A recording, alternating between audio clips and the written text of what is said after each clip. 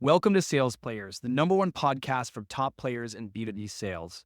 Whether you're a seasoned pro or just starting out in the world of sales, this is the show for you. We're all about bringing you fresh, actionable ideas to supercharge your rev gen game. We dive deep into the mindset, habits, and tools used by top performers in the industry. Generate more leads, close more deals, and build wealth and financial security in B2B sales. So if you're ready to level up, you've come to the right place. Join the conversation with other like-minded sales players and continue the discussion beyond the show. Hit the subscribe button, tune into the Sales Players, and let's start winning together. Okay, tell me if this sounds like you. You're a sales hunter with literally hundreds of target accounts in your territory and no idea who in your patch is even in the market for your solution. You've pulled all the reports, built all the lists, and you've done a bunch of account research, but you're still in the dark about where to find your low-hanging fruit. And look, you could waste another quarter smiling and dialing, grinding through a cold list, and blasting out emails, or you could do what I do and get Leadfeeder. Leadfeeder identifies the companies that visit your company's website and tracks on-site activity so you can see which leads from your region are ready to buy right now. Leadfeeder has customizable notifications, lead scoring, routing, and it works seamlessly with your CRM system. Right now, Sales Players has got the hookup on an extended 21-day free trial offer. So be sure to use the link in the show notes to sign up.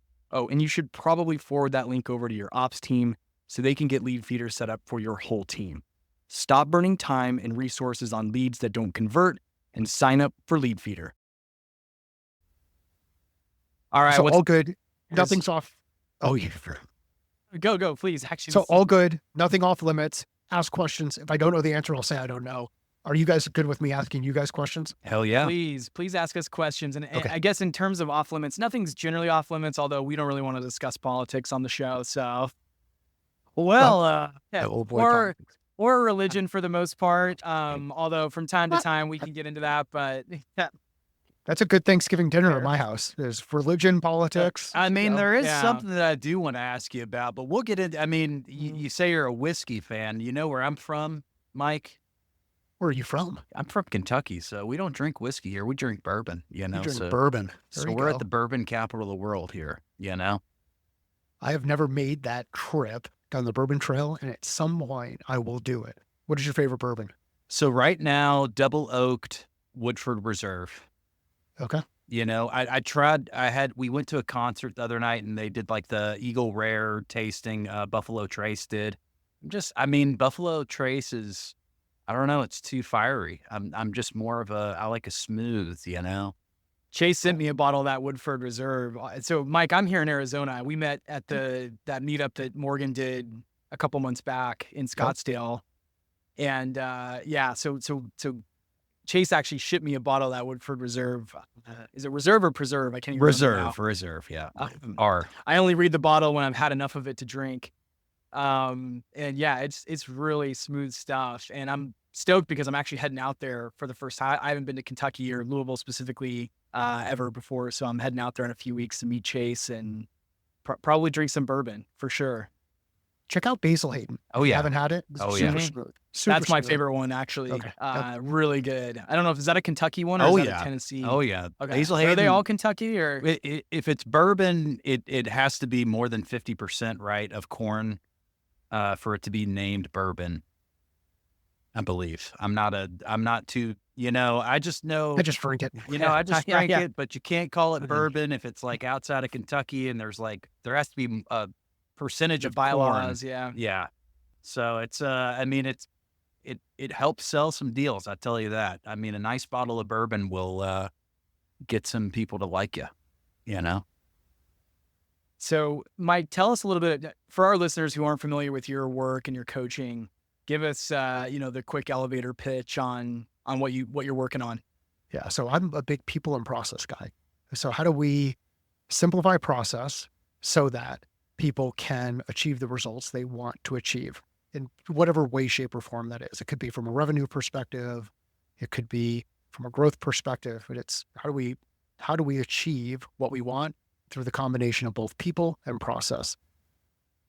The people side is really tough because people can get in their own way. They allow all the crap to get in the way of them either making decisions or solving problems or communicating. They think we have a conversation with people, and we'll do this on the podcast. There will be things that are said, and we can listen to it and hear the recording. There will be things that were heard, and there will be things that are remembered. And unfortunately, not everything that is said is heard, and not everything that is heard is remembered. Right. So we get this disconnect, which creates some challenges of communication. So I'm a people and process guy, technology agnostic, and the people, process, technology kind of thing is the thing you do from a consulting perspective. I tend to focus in that people and process area and use technology to enable the people to do things well and the processes to work. And Mike, how did you get into this? Like, what did you cut your teeth on to get in the consulting and processing world of people? Yeah, I'm weird. I think it all started, I used to like taking things apart and putting them back together. So I did some illegal stuff when I was in college, didn't ever get arrested for it, but I used to sell cable boxes. All so right. We'd pull them apart, put a chip on them, wow. and send them out. So I think the statute of limitations is over on that. But what I like doing is taking things apart and then putting them back together. Unfortunately, sometimes when you take things apart and you put it back together, you've got extra parts laying around. Most of the time, you have extra parts. And Yep. I would play with Legos and the erector set and all of that kind of stuff, put puzzles together. So that was more as a kid doing that kind of stuff. The other thing I was really into was collecting stuff. So I collect comic books. I would cool. draw comic characters, tracing, that kind of stuff. Yeah. So there was a creative side, Mm. but when you collect, there's also a curation aspect to it. So you know where everything kind of fits. So then you start to sort and filter things. So you got I like to build, and I like to collect, and I like to sort and filter. My first real job was at UPS in operations. I was a loader unloader and did that for 7 years, loading, unloading, and then part-time supervisor, got into operations management. Then joined a startup focused on today what you would call customer success. It was implementation success inside an organization called SmartForce, which was then acquired by Skillsoft in the ed tech enablement tech space. And each time I'd move to smaller organizations. You have a couple 100,000 at UPS, you've got 1,500 people, 1,200 people at SmartForce. And then I joined a company called O'Reilly Media, and I was employee number 57 in that group. And each of the roles that I had were customer facing. After moving from the operations side, which is really internal customer facing, then you get into external customer facing, helping and enable, empower customers to do what they want to do better.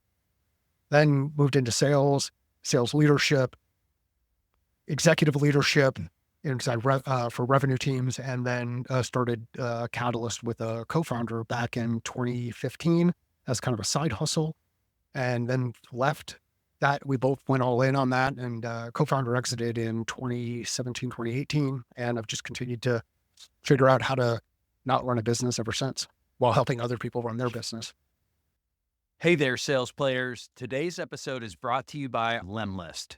Whether you're closing deals or nurturing leads, Lemlist is your all-in-one platform for personalization outreach that converts. Picture this. You craft a killer email campaign in minutes using Lemlist's intuitive drag-and-drop editor. Want to stand out? Lemlist is here to help with advanced personalization that lets you dynamically insert custom images, videos, and even personalized landing pages based on your persona. With Lemlist Analytics, you'll know exactly who opened, clicked, and replied to your emails. Join thousands of sales professionals who trust Lemlist to supercharge their outreach efforts. Use the link in the show notes below and start your free trial today. Your personalized outreach just got a whole lot easier. Happy selling. So this makes a lot of sense. Like, your background is in, really starting in like operations and, managing systems and process and things like that. It's usually the reverse. What I've found is a lot of people land in sales because they don't really know what else to get into. Maybe they've got, some kind of a degree that doesn't have a clear career path. Then they get into sales. And then when they are in sales for a number of years, they start to realize that the best way to sell, consistently and big deals and things like that is actually being more process and operations oriented. So I think it's kind of cool that you did the inverse, which is starting more ops focused and process focused, and then learning sort of the art of sales. I'm assuming at O'Reilly, is that where you were doing more of the account-based type stuff? So account executive at Skillsoft before I joined O'Reilly, and Okay. then joined O'Reilly as a person who was focused on helping O'Reilly sell against the company that I was with. That company had acquired a reseller of O'Reilly content, and now all of a sudden they needed to go direct into some of those organizations. I was brought in as as a hired gun inside that organization. I never wanted to get into sales. Yeah. Really? And the reason I never wanted to get into sales was because I had this perception that sales was just about.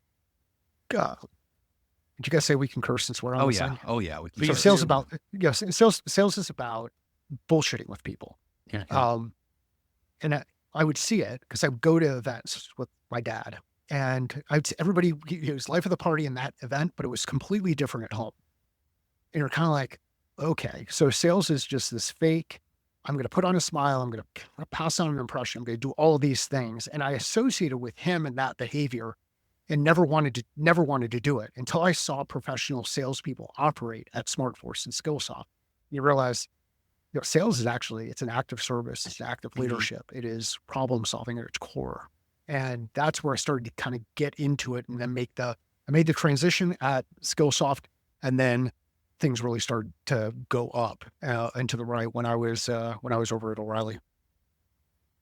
And if you're not able to see the video of this podcast, Mike has a complete whiteboard behind him, and I am so interested to know. Like, I know that you're the real deal because you actually are using a whiteboard, and so many of these great trainers use whiteboards. So just talk to us about what is the COM behind you? Like, what is the... Yeah. So, how many, do you ever struggle with behavior change, either for Every day of yourself my life. or with Every people day that of are my life. around you? Yeah. Anybody struggle with behavior Oh, change? yeah. Everyone listening probably does to some extent. Yeah, me, myself so- included, of course. Yeah. So why do we struggle with behavior change? I would say reward. Consistency. Yeah, reward. Laziness or programming, like the system. I'm just, this is just what I'm built on. Yeah. This is just I'm going down. So I was a CRO with one of my clients, SibeSafe, not a client anymore, but CRO with them after going through the A round and then leading up to the B round. One of the models that we applied in their cybersecurity risk company is COM-B, COM-B. It's a behavior change model that comes out of the UK. And what you're doing is you're saying, okay, I've got a behavior I need to change. Well, first lens I need to look at this is capability.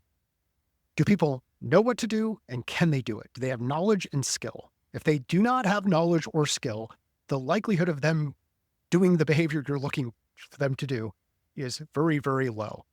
I know what it looks like to dunk a basketball. I do not have the skill set to dunk a basketball. Then so we've got knowledge and skill. That's capability, C. The O stands for opportunity. So from an opportunity perspective, depending on what shoes I'm wearing and how my hair looks, I'm 5'10".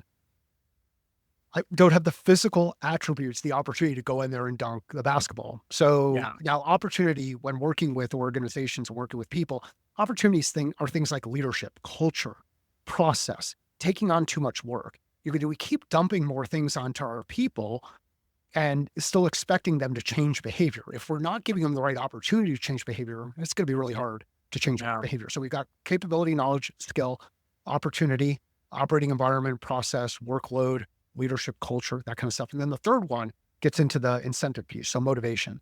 Are they motivated to do the work? Are they motivated to change the behavior? Why is it that important? Simon Sinek goes with the start with why. I could take all three of these. Well, three of these are. Take all three of these. Also, I'm not good at the math. Yeah. Take all three of these and look at them and say, all right, is my challenge, is the reason why people aren't putting the information in the CRM because they don't know how or they can't do it?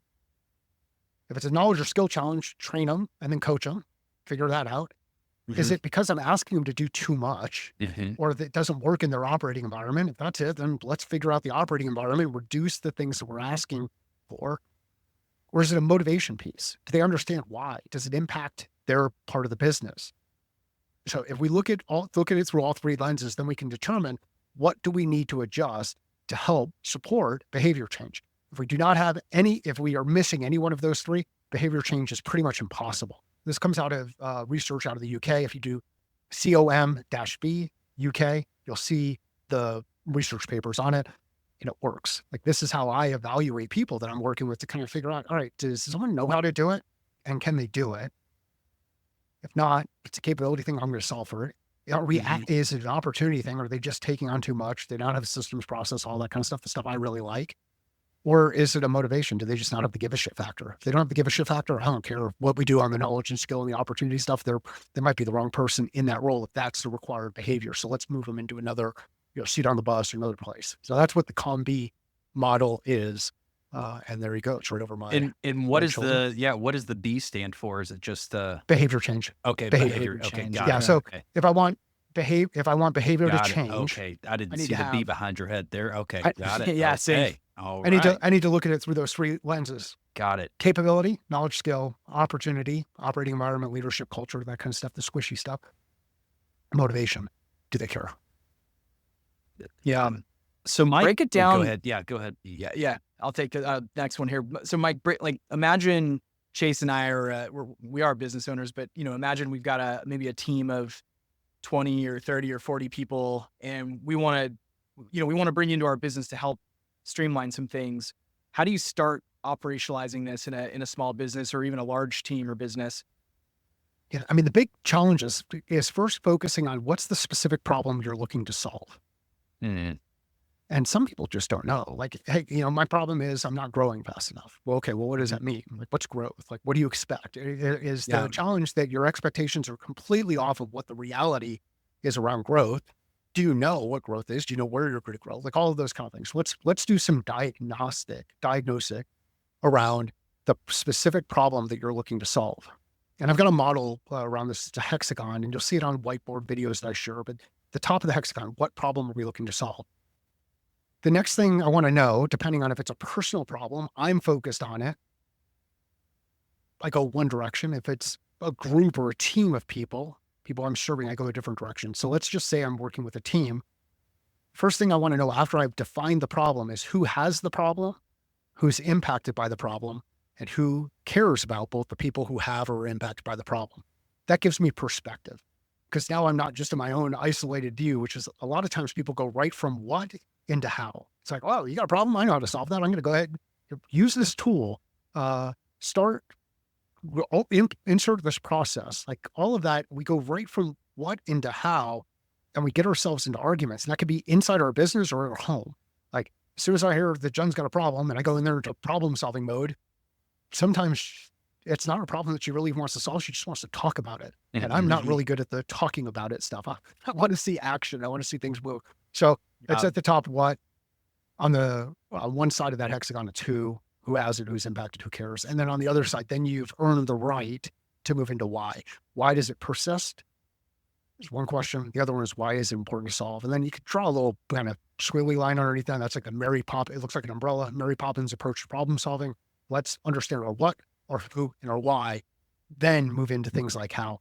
So what I'll do is I'll go in to an organization, and typically what will end up happening is I'll start asking some questions. And the reality is the problem that you think you have is actually something a bit different. It's a symptom of something else. So we're doing diagnosis before we start to get into solution. And that's the process I work through, is that hexagon. I'm gathering data, conducting research, asking a lot of questions, I'm assessing and evaluating that data, then identifying a couple of assumptions, then identifying some things that we may want to test, start testing, we validate that those things work, and then start moving things forward. So it's a couple of different processes and tools that can apply there. Is that helpful? It is. Yeah. Definitely answers the question, is that how would you get started in a small company? It is there's so many times that we make assumptions about what we think is happening or why we think it's happening. Like, a lot of times, sometimes business leaders I'll work with with me first because they want to fire a VP of sales. And it's not that they really want to fire him. They're just questioning, do I have the right person? And sometimes you might have the right person, knowledge and skill. They have all the capability in the world, but you're not giving them the right opportunity to be successful, because you as the leader like to chase shiny shit. Yep. And all of a sudden you see a squirrel. And now we're going to go develop this. And then a squirrel sends us the other way. And now we're going to develop this. And before you know it, all we're doing is moving really, really fast, but we're not making an impact. And speed to impact is more important than going fast. Mike, I want to pull this back to more of an IC because it seems like you were an AE at a role in talking about, like, as an AE, how do you really hold yourself accountable and like start to achieve those bigger milestones of like, okay, 300K, 500K, $1 million W2, and really just how do you look at that framework and get yourself into that mindset and keep yourself motivated? Yeah. I mean, one thing I've got to understand first is what's my comp plan? Yeah. And like, how do I break my comp plan? Like, do I understand my comp plan? Because to get to the numbers that you're talking about, you've got to break the comp plan. You've got to be the exception to the rule inside the organization. You can create that trust. So first I want to understand what the comp plan is. Then once I understand the comp plan, then I need to be able to build a plan that's going to help me get to or exceed whatever that thing is to help break it. The two key numbers that I hold teams accountable, people to accountable, hold myself accountable to are pipeline created and pipeline developed. What am I putting in at the top? And how is that working through the process? If I solve for pipeline created and pipeline developed, then everything else tends to work itself out. If my problem is pipeline developed, meaning I'm creating a lot of pipeline, but it's not going anywhere, then I've got to figure out how to solve for that part of the equation. If I'm good at moving things along in the process, but I'm just not getting enough at-bats, enough reps, and I've got to solve for that pipeline created side of things. So have two distinct numbers that will help you break the comp plan and then figure out where your gaps are, or what your key performance indicators are, what your metrics are that you're holding yourself accountable to drive the pipeline created and the pipeline developed that's necessary to get to the numbers you're looking for. What do you do when you have maybe you've had this happen before with a client, but the pipeline just isn't getting created? How do you go back even to that point and say, like, is it, because at that point we're talking really high up the funnel. So is it marketing messaging? Is it product market fit? Is it, lack of effort on the sales team's part? They're just not even picking up the phone or making the dials or sending the outreach. Like how do you think about diagnosing something like that? It all depends, right? Like you got to start first asking questions and be really careful about the assumptions. Like too many people make the assumption of, you know what, just got to go out there and make more dials. You make more dials, those more dials are going to turn into to customers. And somebody has some map that they can use, and that map gets applied based on somebody's benchmarks. And if you take the benchmarks from an organization like Outreach, they will tell you that you need to have can I name companies? Oh like, yeah, please. Oh yeah. You take their numbers. You take their numbers, and for whatever reason, they continue to say that you need to touch a customer more times in order for them to move forward, in order to create an opportunity. Well, wait, they sell software that helps you touch customers more times. And oh, by the way, they think you need to touch them more times. I don't need to be touched anymore. Like that's so you get into this situation where people start throwing out bullshit metrics that are not helpful, because you would then measure yourself against somebody else's rubric or somebody else's definition. And what ends up happening is people start doubting themselves. You've got to know your own metrics. So the thing I would do, so let's say I've got a pipeline created challenge. I would say, okay, what's my problem, and am I in control of it, or are they not in control of it?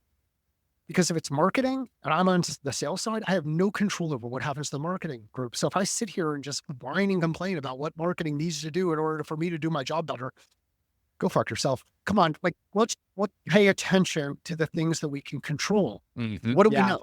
I know what customers I should be working with. I have the data. I know which customers tend to go faster. I know which customers tend to go slower. I know which customers tend to churn. If you can't answer those questions, you have not earned your right to sell inside the organization, because you don't know what problems you solve. You don't know who you solve them for. You don't know how you solve them. You don't know why customers stay with you, and you don't know why they churn, and you don't know who's not the right fit. You might be manufacturing fit, thinking everybody could potentially be a customer. So I'd go back and say, what's the pipeline created challenge? Is it because I'm not doing the work? Outreach, engagement? Is it because the work is not working, meaning I'm doing the work, but it's not landing with people? If I'm doing the work and it's not landing with people, now I need to test in other areas. So who's your ICP? How are you communicating? How are you engaging with them? Where do they eat, sleep, and drink? Who do you know that knows people inside those organizations? How can I change my strategy and apply different tactics to achieve the results that I'm looking for, which is pipeline created? Whatever it is that you test, you're probably going to make a mistake. So test for 2 weeks and then look at the data. If I did the work and the work is not working, I need to fire the work. If I didn't do the work and the work is not working, I might need to fire myself. So let's get our mind right about what we're doing from a pipeline created perspective. How do we engage and interact with folks? What do you guys think? Something that I'm thinking about, I started reading Tim Ferriss's 4-Hour Body, and he just really talks about minimal effective dose. And awesome. I think that I sometimes can get in this hamster wheel of, I got to be making all this, I got to be doing all this activity, and this is just going to make it all happen. But what I have found is, and I'm at a very unique organization at Hyros, is like, we have just a ton of inbounds, but it's like, you have to be hyper focused on knowing that ICP, who's a great fit, who's not, who's going to churn out, and just being able to just scale that. And I mean, that's just something I have to test myself. And I don't know if a lot of sellers, like, this just reminds me, like, being a business owner, you have to be willing to change and make changes and test it and react. Not, you don't always just do the same thing over and over and over. What's going on, sales players? It's Jesse here, and I want to introduce you to a genuinely cool product that we just learned about called Evie AI. It is a LinkedIn AI content assistant that was built to enhance your LinkedIn presence, increase your exposure and productivity as a seller. You can create personas, generate ideas, generate comments, craft posts, and 10x your LinkedIn presence. We actually had Joe, the founder, on the show, and he was kind enough to put together a special offer for sales players. There is a link in the show notes with more details. Go check out Evie AI. That's EVY AI. How do you get comfortable with testing? See what works. I see, like, looking for wins. Yeah. And starting small. Yeah.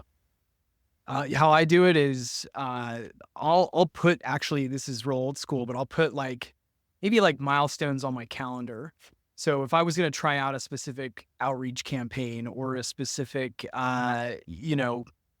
presentation style for a while, I might put some note on my calendar 2 or 3 Fridays from now and say, come back to this, kick it off and then come back to this campaign that you've launched. Again, whether it's like an outreach campaign or it's, hey, start using this presentation deck instead of the old one.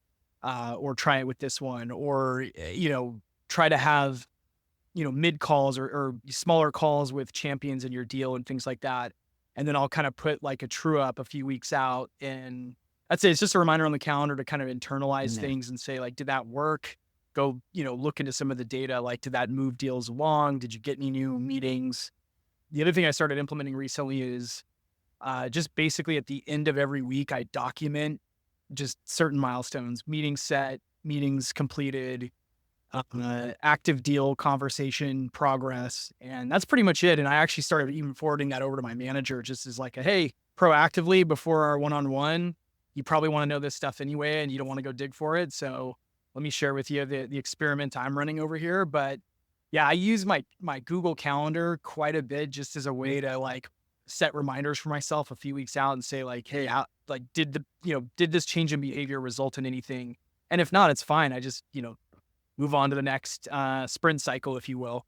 It's cool to hear you talk about it, because what you're talking about is you have a plan, then you're acting on the plan, and then you've got a touch point in place where you put something out there where you're going to assess, did the work? Because if too often we just go in and we start doing the same thing over and over and over again. And whether you're talking about it in the context of generating revenue or you're talking about it from a fitness standpoint, there's no shortage of diets that supposedly work, but one might not be for you.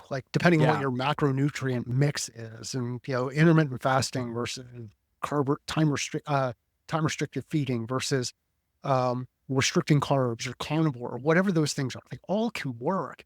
You got to figure out, do they work for you? Do they get you closer to the objective? And too often people try to reflect on things that they're going to do. And you cannot reflect on what you're going to do. You reflect on what you've done. You What have you've to do the done, work. yeah. And you've created that space to say, hey, I'm just going to do a little bit of testing here, try some stuff out, fuck around and figure shit out. And then go back in and say, hey, this is what worked. I want to do more of it.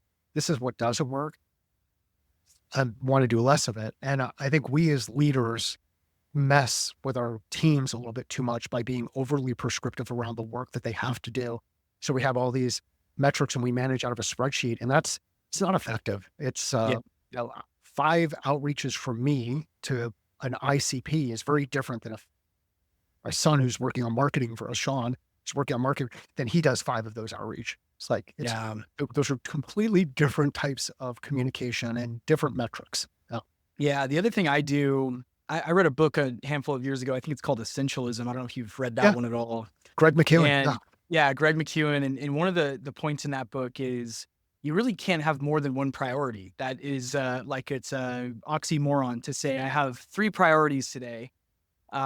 Because you can't. If it's a priority, it means it's literally the priority, and anything after that's not your first priority, right? So I try to think about this a lot. It's really hard because in the world we live in the business world, in the sales world, tech world, there's always going to be multiple things that you have to get done at once. You have to kind of have the ability to multitask a little bit.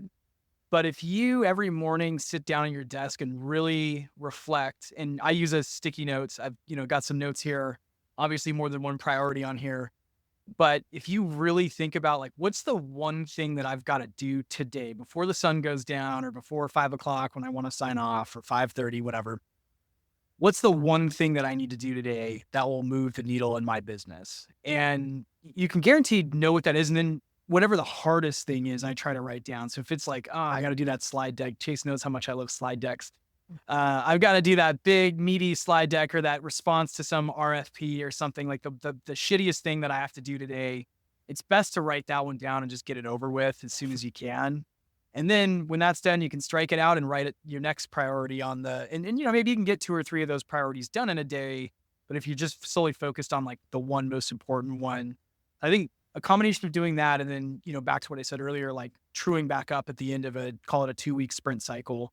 And for anyone who's not familiar with like Scrum methodology, that's what I'm referencing with sprint cycles. And most sellers don't get exposed to that. I was forced to take a Scrum training at one of the startups I worked at. And it actually ended up being really valuable because it taught me like how project managers think about executing on building something. And to really simplify it, I actually love this analogy is if you were to set a goal, has nothing to do with sales, by the way, but hear me out. If you were to set a goal of like, hey, I need to travel 50 miles, you might, and I need to build some device that will get me there. Like obviously the ultimate goal would be to build an awesome car that's going to drive you 50 miles, but that's going to take, someone without the tools and materials and funding and all that, a long time to build a car from scratch. So you might first start with like a kind of a rudimentary skateboard type thing. And then you're going to keep iterating on that. Like maybe the skateboard then gets a motor at some point, or it gets like a handlebars. And so that's how I guess Scrum thinkers think about things. And it's applicable to software for sure, because if you think about like, if you want to build an amazing piece of SaaS software, it's not going to start out amazing. It's going to start out solving a few like very specific things. And then you'll be able to build more features onto it that'll solve more and more things and make it more and more valuable. So it's one way to think about your career though, too, is like, if you want to be a seller that makes $500K on your W-2 this year, you have to stop and think like, well, first I want to make sure I get to 200K or maybe you're not even to 100K yet, right? Like I got to first get to those milestones and I'm going to do it in this way. What other, features and functionality can I bolt on to my offering that is going to help, create basically a snowball effect, right? So, man, I could talk about this stuff for hours. I'm such a nerd for like project management and I love ops. I always come into, roles and say like, I'm the most ops oriented sales guy you're going to meet. If you want to go deep into those things, there are a couple of books that are really good that kind of inform thinking in general, or have informed my thinking over the years. Number one is Brian Tracy's Eat That Frog, which is that whole idea of, hey, heard of this the one, biggest, juiciest frog and just start eating away. biting into it. Writing these down, by the Absolutely. way. So that's Brian Tracy's. Keller, I think it's Gary Keller. Gary Keller has a book He called The the One real Thing. estate? No, Is he the real- not him. or- He's got a book out there called The One Thing. And there's a question that he asks in that question. What's the one thing that I can do today or right now that makes the rest of the stuff I'm working on meaningless or no longer relevant? So like, let's find that one thing. McCowan's essentialism is a great one. Mhm. Any of the Tim Ferriss stuff. And a lot of these guys have Yeah. been on Tim Ferriss and at one point in time, if you listen to the Tim Ferriss podcast, I know McCowan has been on there. You know that the one thing, the author of The One Thing, and I think it's Keller, has been on it. And then when you think about design, because you can design for success, there's an awesome book that most salespeople will never pick up. If you want to separate yourself, you want to differentiate yourself, go pick this book up and read it or listen to it. Either way, The Design of Everyday Things. It's a yellow book. It's got a teapot on it, and that teapot has the handle on the wrong side. And it will help Interesting. you get a crash course in design thinking. And when you design for certain conversions, you can align with the customer journey, how they make decisions. You can have a sales process that helps inform forecasting, and you can build your own approach that helps you achieve results. And the way I like to think about it from a RevOps model perspective, the customer journey is like the game of life. Think about board games. So your customers just kind of meander around the board. They never go backward. They kind of go back and forth, but they never lose any of the things that they were picking up along the way. So customer journey, game of life. Sales process for forecasting is like chutes and ladders. You run up the ladder because they want a proposal and everything's really cool. Then you run into procurement, you go down the little slide and you have to go back and start over again. So sales process for forecasting has loops that will send you backward and then allow you to advance forward. And we as leaders have to understand and remember that sales doesn't just go from step to step to step to step. Many times it can go backward, and it needs to go backward as you determine fit with a customer and all of those kind of things. But the sales rep approach, that's more like Monopoly. It's wash, rinse, repeat. I identify, I engage, I establish objectives, I clarify next steps, call people to action. I engage, establish objectives, clarify next steps, call to action. And what I don't know is how many licks of the Tootsie Roll Pop do I need to take? How many times do I need to go after it before I get to the center instead of just starting to bite in there? I'm not sure where you get into tools like call planning, but so there's some really cool resources that are out there. And I mean, I stand on the shoulders of giants, whether it's Stephen Covey or it's a Koch from a strategy perspective, or it's a Keller from a One Thing, or McEwen from essentialism, or some of the Tim Ferriss stuff. There are all these resources that are out there that can help you think different about the challenge you're working through so that you can do different. And a lot of innovation comes from taking things from other areas like design thinking and applying it into your work so that you can innovate. And you can do this. That's not the stuff that is in a sales book. And that is not the stuff that a sales leader is telling you to do. What they're more focused on is wash, rinse, repeat, do these all. Things. If you want to hit some of the numbers that we're talking about, that's not you've got to build out your own process. You've got to embrace your own process. You've got to do it the way that you're meant to do it. Mike, I want to ask you something.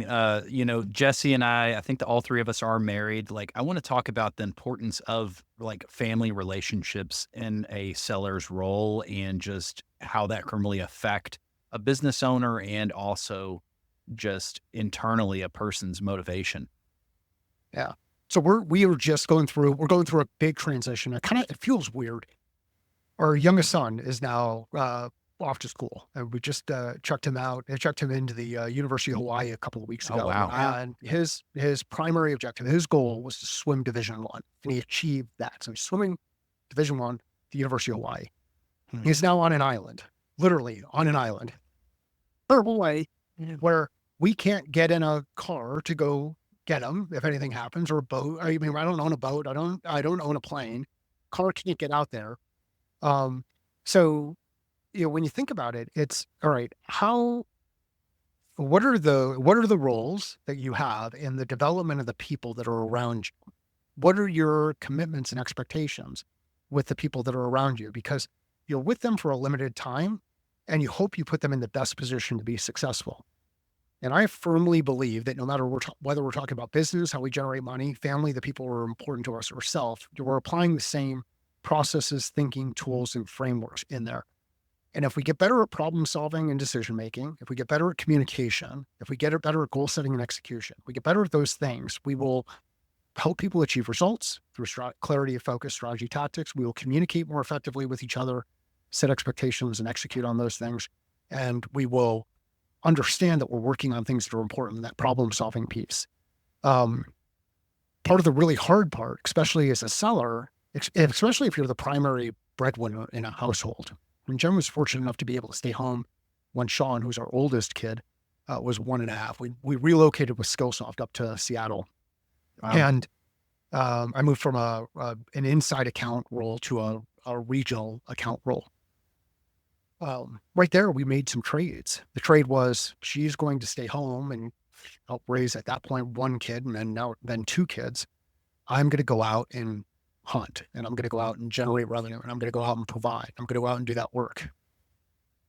What can happen is you can start to separate, because all of the stuff at home is happening and all the hunting is happening. So how do you find place and time? And this is an area that I didn't do very well with, and it will continue to learn as we go through. Is how do you find the time and space to make sure that you're serving the people that are important to you? And that comes back to when you come home, ask those questions. Like, one of the things that would drive Jen nuts is I would come home from being on the road, and the last thing I wanted to do was go out to eat. She'd been stuck in the house, cooking and cleaning and doing all that stuff and with the kids, and she wanted to go out to eat. And I didn't get that. Like, as much as I'm paying attention to my customers and gathering information and solving problems and all that, I just completely missed it. So take time, ask questions, don't make assumptions, validate your understanding of those questions, your trust to verify, and then have checkpoints. Jesse has there. You've had these checkpoints in there that you've got through where you can reflect and say, hey, am I making progress? How would you score me? How would you evaluate me? Which starts to feel very rigid and process driven, but it can help because now there's clarity. Hey, you're really good at this, but I think you suck at that. Like so that's what I think of when I think of all that stuff. That is really great advice, just on the personal level. I think it's something a lot of us deal with. I know, just trying to balance. I've said this before, and I'll say it again, that sales is not just a career, it's a lifestyle. Yeah. And if you're not careful with that, it can really consume a lot of your bandwidth mentally, physically. In your case, it sounds like you were on the road a lot in that specific role, the regional role. Yep. I've been there too, where you're traveling, and it just, things that are important can get pushed to the side in pursuit of hitting big numbers and closing big deals. So that's really valuable advice. And you'll go through different seasons, but be honest with each other about seasons. Like, it frustrated Jen that I was on the road as much as I was way back when, but she was able to do what she wanted to do and stay at home. And we lived in Seattle for a little bit, and then we moved back to Arizona because Seattle just wasn't the right fit for us. So you make decisions and choices. You want everybody to be kind of happy and feel good in the environment that they're in. When the kids were teens, I was not traveling as much. And Jen said, look, it was so much better to have you home now, because now we've got 2 dudes in the house. I remember going around the corner and like, who is this dude in my house? Like, what, get the fella out of here? Because the kids start getting bigger, right? They grow when they're 16, 17, 18 years old, right? And now things start to change physically, and the pressure and the challenges that you deal with and all of that other kind of stuff. So know what season you're in, communicate about the season, be okay with screwing stuff up and then figuring things out afterwards. Communicate. Don't make assumptions. And I think that's probably the biggest one my biggest challenge than that. If I could go back and do things over again a little bit, and you can't, you just keep moving forward and you go along. It would be, what were some of the assumptions that I made that weren't really real or really true, and where did I find some time and space to ask some of those questions? And because Jen's going through the transition right now with the kids being gone, her entire identity is connected to the home, right? So now what's next? How do you transition? Because all of a sudden somebody leaves the house, the world still keeps going on and around. So you'll figure it out. It'll be stressful and you'll make mistakes. Keep moving forward. Wise words from someone who's been doing this for a long time. Thank you, Mike. So Mike, tell us a little bit about Catalyst, kind of in closing here. I'm sure some of our listeners in their leadership might be interested in learning more about your services. Talk to us about the company, and how can people reach out and get in touch with you? Yeah, the best place to go is to findmycatalyst.com. And if any of this stuff resonates with you, whether it's process stuff or frameworks or thinking and all of that to help you think different so you can do different, you'll find that at findmycatalyst.com. My big thing there is, you could find your catalyst at findmycatalyst.com. That's the best place to find me. If you struggle with problem solving or think that you would like to get better at problem solving, you don't have a tool or framework around it, you'll find one there under the free resources. If you struggle with communication, there's a call planning tool.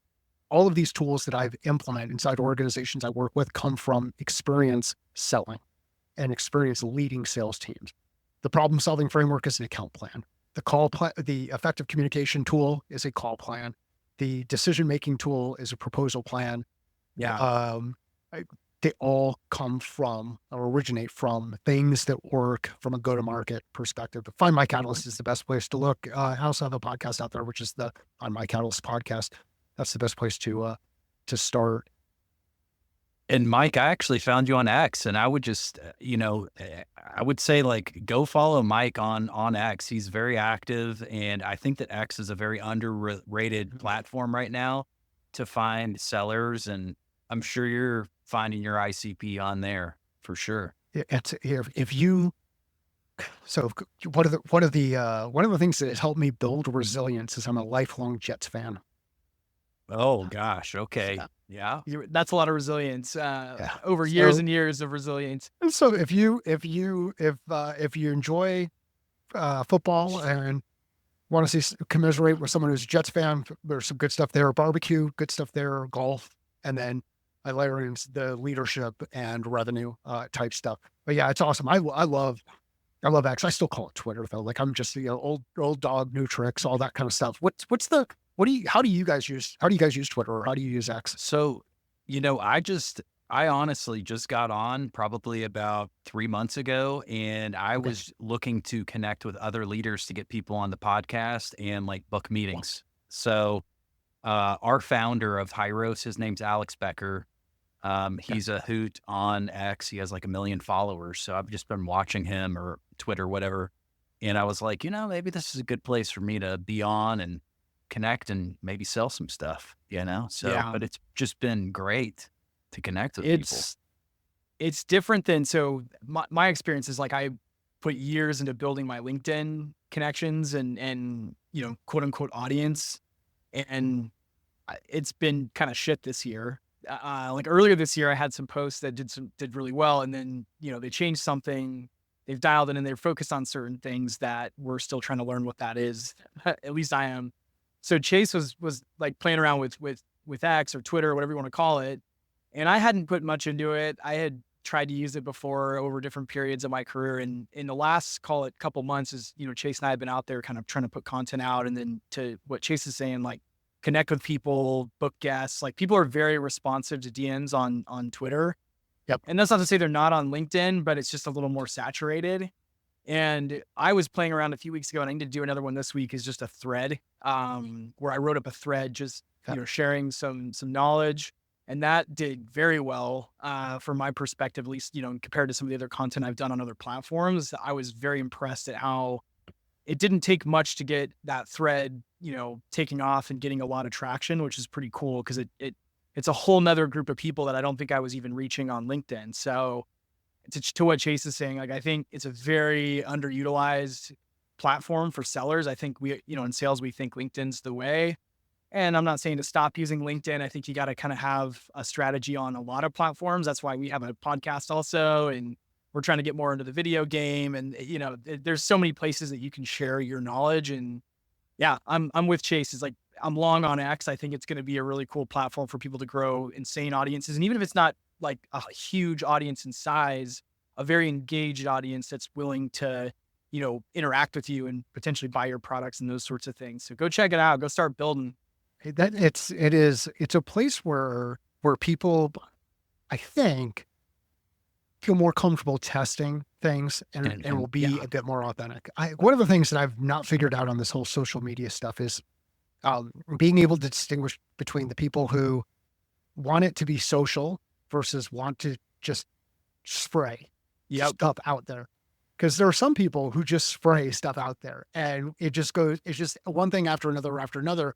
And then when you respond to it, there are some people who won't respond to the response. Like even if you ask a question, they just kind of ignore it, but they'll respond to other responses. So there's like this in-group, out-group, high school kind of thing. And I've been away from high school long enough that like we didn't even have cell phones when I was in high school. That's how freaking old I am, right? So we didn't. It's a very interesting thing. And I think the cool thing that X does with the algorithm and the way that things engage, and Elon posted this the other day. He said, look, if you engage on content and even share it with others, then someone inside their system, the algorithm looks at it and says, hey, that was interesting enough that you saw it as interesting enough to share it with somebody that we're going to give you more of it. That's not a like. That's a share. And it's not necessarily a retweet or a bookmark. You can do that kind of stuff. There's a number of ways of interacting. But when I'm sharing stuff with others, I don't do it through direct message. I usually just hit the share button. Sometimes I'll grab a screenshot. I think it's kind of interesting. Some of these tools are aware that you're grabbing a screenshot and they will actually try to have you share the post. LinkedIn started doing that. You try to grab a screenshot on your phone, it will come up with at least on iOS, will come up with a share. Audible, from a book's perspective, will do the same kind of thing. Sometimes I don't want to share the link because I don't want people, I don't click on links that I get from people. Just weird security type stuff. Yeah. Sure. Sock too. But when you engage, if you start engaging with certain people in certain ways, you'll find out that, you know what? There are people who are interested in the kind of stuff that you're interested in, whether it's the Jets or it's golf or it's barbecue. And then once you start engaging with them on that stuff, then you realize, oh, wait, they do other things, or they know somebody who does other things, or they're like, oh, I'm surprised you were doing that. And now all of a sudden this network builds and you create this ecosystem, this connection, which is what really cool social media can do if you act and operate with a level of intention. But it's awesome. I think that's my favorite place is X or is Twitter. Second is LinkedIn. I'm in LinkedIn only because I feel like I've got to be in LinkedIn. Right. I have not figured out the social media side of things. One of these days I'll figure it out. Man. Well, Mike, thanks so much. Yeah, this has been an awesome conversation. All right, we'll go. And what is your Twitter handle? What's your handle so people can go follow you? Yep. First, thanks for having me. Yeah. My Twitter handle is Simmons_M. And that, football, golf, sales, whiskey, bourbon, all right, whiskey, all the bourbon, all the above, Okay, so bourbons. You mentioned Buffalo Trace. Gets a little hot. Yeah, gets a little hot. Sound like you Woodford. And then we also talked about the Beam family a little bit, which is where Basil Hayden is. Yeah. Yeah. Which is the best family of bourbon that's out there? The best family of bourbon, or like the most no, were you like the big, like the, I mean, so like the number one is Buffalo Trace. So like Buffalo Trace is owned by Sazerac, and they're not even on the bourbon trail. They're not even part of it. They're like, yeah, we own everything. Interesting. But like, if you know, like you're on a family tree and you go grab a couple of branches off of that tree, which family tree do you want to start with where you feel pretty confident the next thing on the branch is going to be pretty good? I would say, Woodford Reserve is Brown-Forman. That's who like their products are. I think Brown-Forman products are very stellar. So like Old Forester, Brown-Forman. But like, yeah, Basil Hayden, I would say like, I haven't done the bourbon trail. It's like, there's all these different distilleries. I got to do it. They're everywhere. It's huge. Awesome. Thank you. Come on out to Kentucky, come on down. Yes. Let's do it. All right. Well, Mike, thanks so much for coming on, and to be continued. Yeah. Thanks, Mike. Thank you.